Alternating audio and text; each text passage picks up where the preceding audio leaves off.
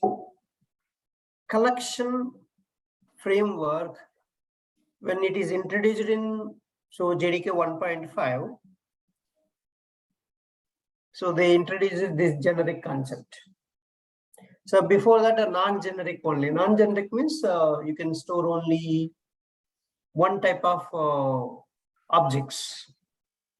So any type of objects, basically any type of objects you can store.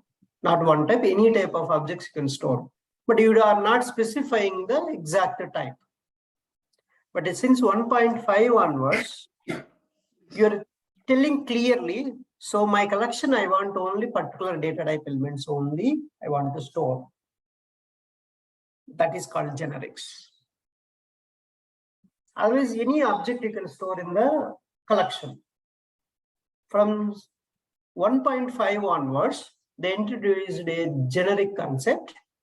So generics allows you to have only one data type elements, one data type objects in the collection. I want only string objects, I can mention my collection data type is a string. If I want only integer, I can represent integer objects. Integer wrapper class I can mention, not int primitive data type. So primitive is different, wrapper classes are different. Don't confuse here. So 8 primitive data types has 8 wrapper classes. To represent the objects, you will use wrapper classes. So those wrapper classes you will use in the generics, in collections. For example, you want to represent the integer object. You have to use integer class. You want to represent a Boolean object. You will use a Boolean wrapper class. You want to represent a character object. You have to use a character wrapper class. And if you want to represent a long object, long wrapper class you have to use. You want to represent a float wrapper class you have to use, double wrapper class. So 8 primitive data types has 8 wrapper classes. Boolean, character wrapper class, byte wrapper class, short wrapper class, integer wrapper class, long wrapper class, float wrapper class, double wrapper class. Class name, how to write, you know, right? Primitive data types, how to write, you know. Lowercase will, right? But these are all class naming conventions you have to form. So that's the difference. Now, so what is the advantage of following the generics? See, they very carefully observe this. Java new generic collection allows you to have only one type of object in the collection. Instead of multiple objects, instead of heterogeneous, you can place in homogeneous elements also. So it is a type safe. So typecasting is not required at runtime. If you apply the generics, you don't need to apply the typecasting. So that is not required at runtime. Otherwise, you will get a type mismatch errors, right? Different data type elements are there, and you are assigning different data to other data type.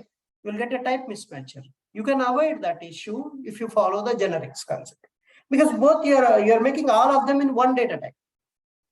So you don't need a typecast at runtime. So that is the main advantage.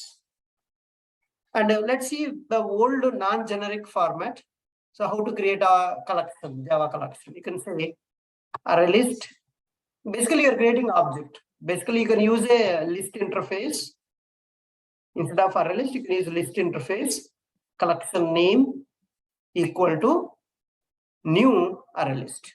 See, this is are you specifying any data type here in this line? You're not specifying any data type. That means any kind of objects you can store in the AL collection. So the AL is the collection here. AL is the collection object.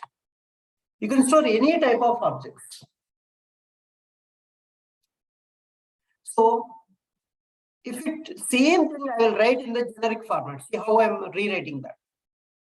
So array list, angular bracket, string, AL equal to new array list, angular bracket string. So creating a new generic array list. So new generic array list. So what it is meaning of this? So this tells that this collection, so the angular bracket, whatever the angular bracket you specified, that's the data type of your collection. That means this collection contains all the elements, string type objects. If you mention other than string, it will throw compile time error. So you are forcefully telling that you are storing string type of elements in this collection. This AL collection contains only string objects, not any other type of objects. That is what you are forcefully telling that. If you try to add any other type of objects, it gives a compile time error. So this is the generic format. Even in the WebDriver also widely used this concept. That's why I mentioned WebDriver concept also here. List the angular bracket inside whatever the data type you mentioned. That's the data type of this collection inside. All the elements belongs to this data type. So WebDriver plural methods. So that means this method is returning a list type collection. List interface, the collection name equal to new array list. This is a non-generic. Same you can create in the generic format. See, interface, list interface, data type, collection name equal to new array list, data type. Both sides you have to specify the data type in the angular brackets. Angular brackets you have to specify the data type. So if anybody asks what is the data type of your collection, how can you say? Whatever is there in the angular bracket, that's the data type of your collection. So set data type collection name equal to WebDriver plural methods. Set data type collection name equal to new implementing classes that are new hash set, linked hash set, tree set, data type. So generic format you can specify. So this is how you can specify the different type of elements. So how you can generate this collection with a generics. So these are all in the WebDriver we are using. So that's why I'm given here the same WebDriver syntax I'm bringing here. Selenium automation thing. So generics how you are specifying. So this is the angular bracket inside. You are specifying the data type of this collection.